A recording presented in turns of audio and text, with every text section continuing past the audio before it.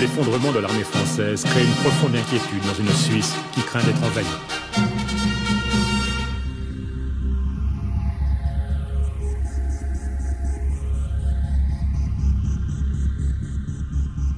L'armistice de juin 40 suscite un premier afflux de réfugiés civils et de militaires qui, pour la plupart, seront rapidement rapatriés. La Suisse se barricade.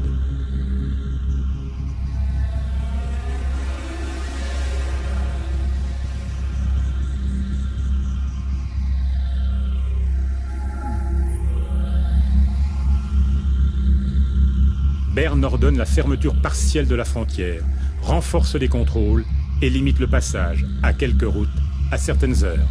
La division de police est chargée de l'application de la politique d'asile.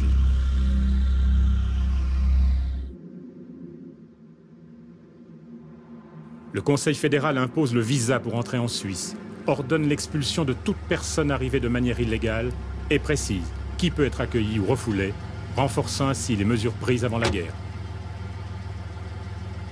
Les premières mesures prises contre les réfugiés juifs allemands en 1933 marquent très clairement l'intention du Conseil fédéral de ne pas considérer la persécution raciale comme étant un motif d'asile politique.